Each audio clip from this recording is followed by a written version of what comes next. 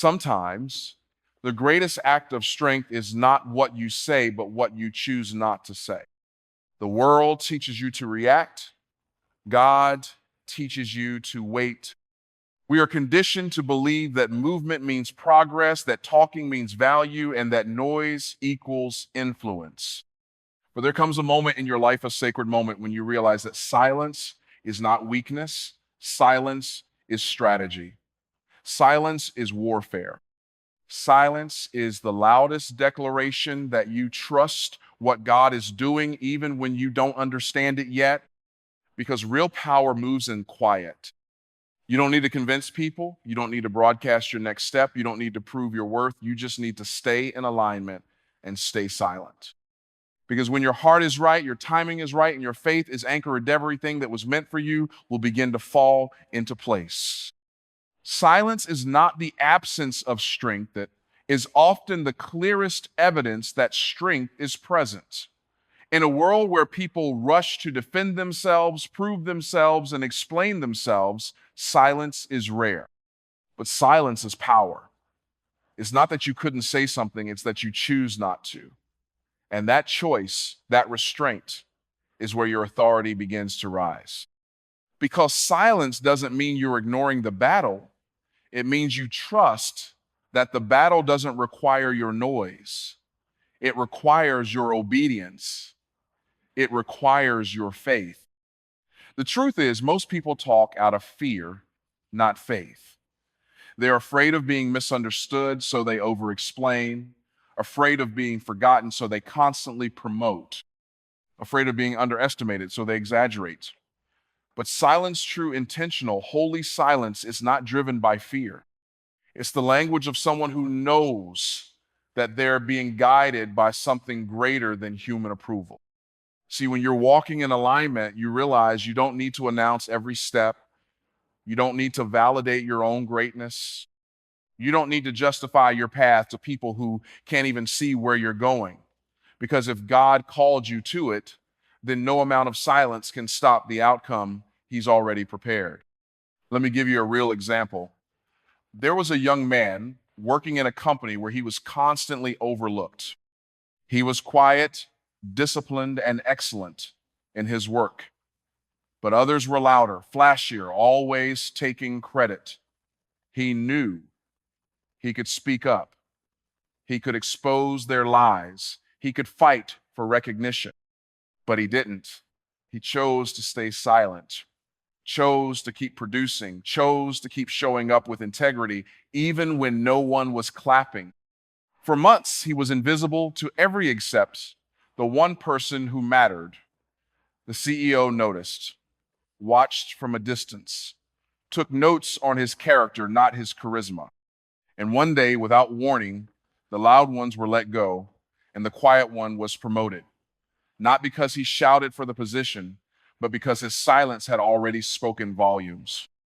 That's the power of staying silent. You let your fruit speak, you let your results speak, you let your peace speak. And the people who are aligned with your destiny will hear you clearly, even if you never say a word. Sometimes your silence is not for the people around you, it's for you. It's your shield. It's your focus. It's your declaration that you refuse to let insecurity drag you into unnecessary battles. Because when you know who you are and whose you are, you understand something the world never will. The loudest voice doesn't win. It's the most anchored soul that does. And that's why silence is not weakness. It's warfare. It's faith wrapped in stillness.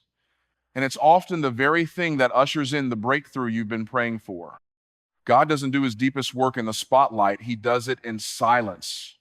In the quiet places where no one sees you, no one applauds you, and no one understands what you're carrying. That's where divine alignment begins. Most people are looking for signs, confirmation, and external validation. But God often moves in ways that are invisible at first. He rearranges things behind the scenes, lining up people, moments, and miracles, but He doesn't make noise while doing it. And that's where faith gets tested. Because when everything feels still, it's easy to assume nothing is happening, but stillness is not the same as stagnation. Silence is not the same as absence. It's just the sound of alignment unfolding. Let me share a moment that speaks to this. There was a woman who had worked tirelessly to build her business. She networked, hustled, stayed visible, posted constantly until everything fell apart. Clients left, her revenue dropped, and suddenly no one was calling. She was angry at first, confused. God, I've done everything right. Why is everything going silent? But in that silence, she found something she had been missing: stillness. She started waking up early, not to work, but to listen. She stopped chasing and started trusting. Over time, she realized she had been building something that looked successful on the outside, but was misaligned on the inside. In the quiet, God gave her a new vision on that fit her calling, not just her ambition. And when she relaunched, everything clicked, not because she pushed harder, but because she aligned deeper. That's what divine alignment does. It rearranges your steps without requiring your effort. But you can't receive that kind of clarity when you're drowning in noise. If you're always talking, always posting, always proving, you'll miss the whisper of God that says, "This is the way, walk in it." Sometimes he's not opening the door because you're at the wrong one. Sometimes he's not moving yet because he's waiting for you to move your heart back into position. Silence is sacred. It's not punishment, it's preparation. Don't fight to be seen, fight to be aligned. Because when the timing is right and your heart is clear and your spirit is still, everything that belongs to you will begin to flow towards you, not because you forced it, but because you finally became a vessel ready to receive it. There is a kind of strength that doesn't shout. It doesn't storm into the room or beg for attention. It walks quietly with peace wrapped around its shoulders like armor. That kind of peace isn't passive, it's power, real power. The kind that keeps you anchored when life gets chaotic, when people betray you, when plans fall apart. Because when your heart is at peace, you don't make decisions from fear, frustration, or pride. You make them from wisdom, from discernment, from alignment. Peace gives you the space to see clearly. When you're constantly reacting, constantly defending yourself, or fighting for control, you lose your center. You stop listening to God's voice and start reacting to everything around you. But peace protects you from that. It silences the noise. It keeps you from overstepping in moments where restraint would have served you more. And peace doesn't mean everything around you is calm. It means you're calm in spite of everything around you. Let me tell you about a young leader I knew of. He was placed in charge of a team where the environment was toxic. There was gossip, power plays, and constant manipulation.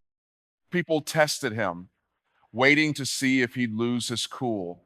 He didn't. He kept showing up with excellence, never spoke a negative word, never fed into the drama.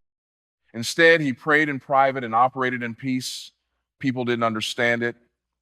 Some even mocked his calm. But over time, his presence shifted the atmosphere. The team began to change. The culture began to shift, not because he raised his voice, but because his peace became louder than their noise. Eventually, he was promoted not just for his skill, but for his spirit. That's what peace does. It moves things, it changes rooms, it disarms conflict without ever engaging in it. But you don't get that kind of peace from self-help books or surface level advice. You get it from God. You get it from spending time in silence, learning to trust, learning to let go of the need to always respond, always prove, always rush. Because when you're at peace, you're not chasing anything. You're not chasing people, not chasing recognition, not even chasing success. You know that what is meant for you will find you. You trust the process. You protect your energy. You choose silence not because you're weak, but because you're wise enough to know that your peace is more valuable than your pride. And that stillness, that quiet strength, that unshakable peace, you gain control over yourself. And once you master that, There's no situation you can't walk through with grace, no battle you can't outlast, and no storm you can't stand in without flinching. Peace is the real power. Listen to me careful. Everything doesn't need your hands. Some things just need your faith. There's a divine setup happening behind the scenes of your life right now, but you won't see it if you keep trying to control it. You won't feel it if you keep trying to talk your way into it.